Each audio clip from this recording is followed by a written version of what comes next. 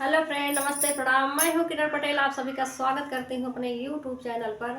आज मैं एक लचारी गीत लेके आई हूँ। प्लीज़ पसंद आए तो हमारे चैनल को लाइक करना, सब्सक्राइब करना, शेयर करना और कमेंट में बताना हमारा गीत कैसे लगा। सीता बियाही राम रावई जानका पुरानी कौना लागई। सीता बियाही राम रावई जानका पुरानी कौना लागई। राम के सिर पे मऊरा सोहे, राम के सिर पे मऊरा सोहे। सीता का सोहई मौरिया जनका पुरानी कौना लागई। सीता का सोहई मौरिया जनका पुरानी कौना लागई। सीता बियाही राम आवई जनका पुरानी कौना लागई। सीता बियाही राम आवई जनका पुरानी कौना लागई। राम के माथे तिलक भल सोहई, राम के माथे तिलक भल सोहई।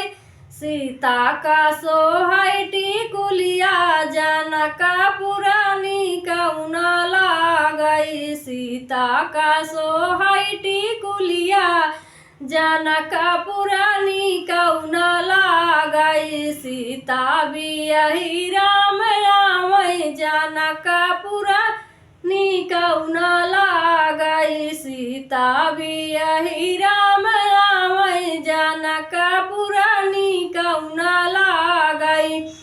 राम के अंग पीताम्बर सोहई, राम के अंग पीताम्बर सोहई। सीता का सोहई चुनरिया जनका पुरानी कौना लागई। सीता का सोहई चुनरिया जनका पुरानी कौना लागई। सीता बियाही राम आवई जनका पुरानी कौना लागई। सीता बियाही राम आवई जनका पुरानी कौना लागई।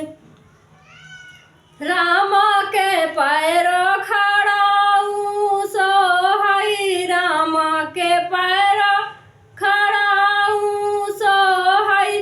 सीता का सोहई पायलिया जनका पुरानी कौना लागई। सीता का सोहई पायलिया जनका पुरानी कौना लागई। सीता बियाही राम आवई जनका पुरानी कौना लागई। सीता बियाही राम आवई जनका पुरानी